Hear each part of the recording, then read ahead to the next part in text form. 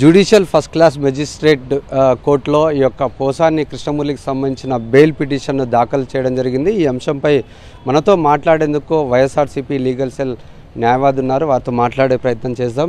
ఎట్లా అనిపిస్తుంది అంటారు ఈ యొక్క కేసును మొదటి నుండి మనం చూసుకున్నట్లయితే అతనిపై కక్ష పూరితంగా వ్యవహరిస్తున్నారన్నట్లుగానే వినపడుతున్నది. అదే అంశంపై వైఎస్ఆర్సీపీ నాయకులు మొదటి నుండి చెప్తున్న పరిస్థితి. ఈరోజు చూసుకున్నట్లయితే ఈ యొక్క కేసు యొక్క సారాంశం ఏమంటారు?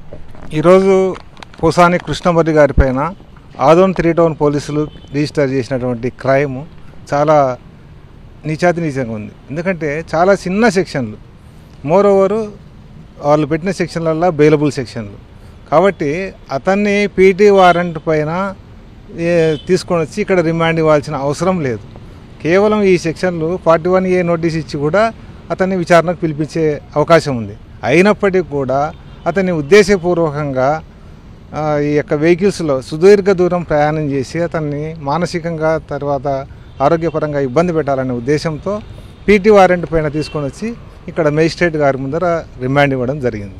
అంటే ఎట్లా చూడొచ్చు అంటారు? ఇక్కడ ఆదోని 3 టౌన్ పోలీస్ స్టేషన్లో అతని మీద కేసు నమోదు కావడం అనేది చాలా చిన్న కేసు అని చెప్తున్నారు.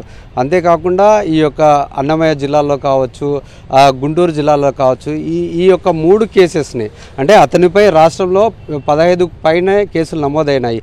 ఈ యొక్క కేసులన్నీ చూసే విధానం ఎట్లా ఉందంటారు?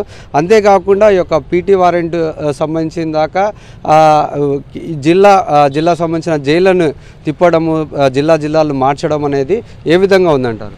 ఈరోజు ఈ యొక్క రాష్ట్ర ప్రభుత్వము ఎన్నికలకు ముందు ప్రజలకు ఏవైతే హామీలు ఇచ్చినారో ఈరోజు ఆ హామీలను అమలు పరచలేక ఇలా అంటే ప్రజాబలం ఉన్నటువంటి యొక్క వ్యక్తులను అంటే ఉద్దేశపూర్వకంగా వాళ్ళని ఇబ్బంది పెడితే ఈ యొక్క సామాన్య ప్రజానీకము గవర్నమెంట్పై గొంతెత్తరనే ఉద్దేశంతో వాళ్ళు ఈ విధంగా చేస్తూ ఉన్నారు. ముఖ్యంగా పోసాని కృష్ణమూర్తి గారిని నిజంగా వాళ్ళు అనుకుంటే అక్కడి నుంచే వర్చువల్గా రిమాండ్ ఇచ్చే అవకాశం ఉంది.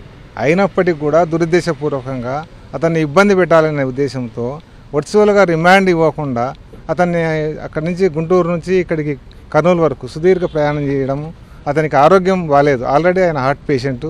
అదేవిధంగా నిన్న మేజిస్ట్రేట్ గారికి కూడా పోసాని కృష్ణమూర్తి గారు విన్నవించుకున్నారు. అమ్మ నన్ను ఈ విధంగా జీపులలో తిప్పడం వల్ల నాకు బ్యాక్ పెయిన్ వస్తూ ఉంది, హిప్ పెయిన్స్ వస్తూ ఉన్నాయని చెప్పడం జరిగింది.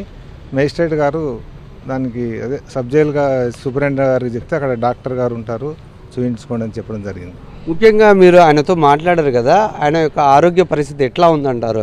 అంటే మొదటి నుండి ఈ యొక్క కేసుని అతన్ని అరెస్ట్ చేసినప్పటి నుండి ఇప్పటిదాకా కూడా ఆరోగ్య పరిస్థితి బాగలేదు, చాలా సిచ్యువేషన్ అంటే బ్యాడ్ కండిషన్లో ఉన్నా కానీ ఏమాత్రం మానవత్వం లేకుండా అతన్ని ఈ విధంగా తిప్పుతున్నారు కదా, మీరు మాట్లాడినప్పుడు ఆయన ఏమన్నారు? ఆయన చెప్పాడు నిజంగా పాపము ఆరోగ్యపరంగా చాలా బలహీనంగా ఉన్నాడు. అతని హెల్త్ కండిషన్ మేజిస్ట్రేట్ గారు కూడా గమనించడం జరిగింది. చాలా వీక్గా ఉన్నాడు. ఎందుకంటే నిజంగా చెప్పాలంటే అతన్ని ఇంత సుదీర్ఘ దూరం ప్రయాణం చేసి ఇక్కడికి తెచ్చి రిమాండ్ ఇవ్వాల్సిన అవసరం లేదు. వర్చువల్గా అక్కడి నుంచే ఏదైతే గుంటూరు డిస్టిక్ జైలు ఉన్నాడో అక్కడి నుంచే ఇక్కడ వర్చువల్గా రిమాండ్ ఇచ్చే అవకాశం ఉన్నప్పటికి కూడా కేవలం అతన్ని టార్గెట్ చేసి అతన్ని చాలా మానసికంగా ఇబ్బంది పెట్టాలని చెప్పేసి తీసుకురావడం జరిగింది. మీరు చూసారు అంటే చాలా మీరు సీనియర్ న్యాయవాదిగా మీ ప్రొఫెషనల్లో ఇటువంటి కేసు ఎప్పుడైనా చూసారా?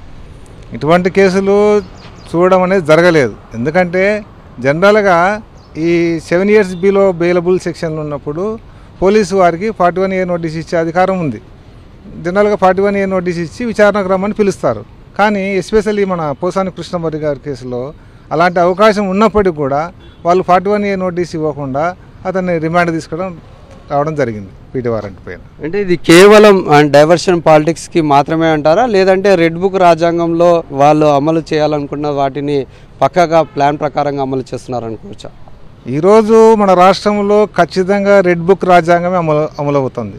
ఎందుకు చెప్తున్నాము ఈ మాట అంటే మాజీ ముఖ్యమంత్రి అయినటువంటి జగన్మోహన్ రెడ్డి గారి పైన టీడీపీ లీడర్స్ అయితేమి, అదేవిధంగా టీడీపీ సోషల్ యాక్టివిస్టులు అయితేమి చాలా సందర్భాల్లో చాలా దూషించడం జరిగింది, అసభ్య పదజాలంతో దూషించడం జరిగింది. మేము దానిపైన గత నవంబర్ 2024లోనే ఇక్కడ ఉన్నటువంటి జిల్లా సూపరింటెండెంట్ ఆఫ్ పోలీసు వారికి కూడా కంప్లైంట్ ఇవ్వడం జరిగింది. కానీ ఇంతవరకు ఎటువంటి కేసు రిజిస్టర్ చేయలేదు, ఎటువంటి యాక్షన్ తీసుకోలేదు. మరి ఈరోజేమో గవర్నమెంట్ వాళ్ళ నుంచి చెప్పేసి ప్రతి social media YSRCP social media activist పైన కేసు రిజిస్టర్ చేస్తూ ఉన్నారు. మరి మా కేసులు ఎందుకు రిజిస్టర్ చేయడం లేదని మేము డిమాండ్ చేస్తూ ఉన్నాం. ఎందుకు అంటారు ఈ యొక్క వ్యత్యాసం ఎందుకు అంటారు? అది అంటే వైఎస్ఆర్ కాంగ్రెస్ పార్టీ వాళ్ళు కాబట్టి వాళ్ళ మీద అంటే వైఎస్ఆర్ కాంగ్రెస్ పార్టీ వాళ్ళు మనుషులు కాదా? అది వాళ్ళే ఆలోచించాలి గవర్నమెంట్. ఎందుకంటే ఇప్పుడు చట్టం అందరికీ సమానమే. ఈరోజు ఎక్కడ క్రైమ్ జరిగినా పోలీసు వారు కేసు రిజిస్టర్ చేయాలి. అలా కేసులు మేము పెట్టిన కేసులు ఏమో రిజిస్టర్ చేయడం లేదు.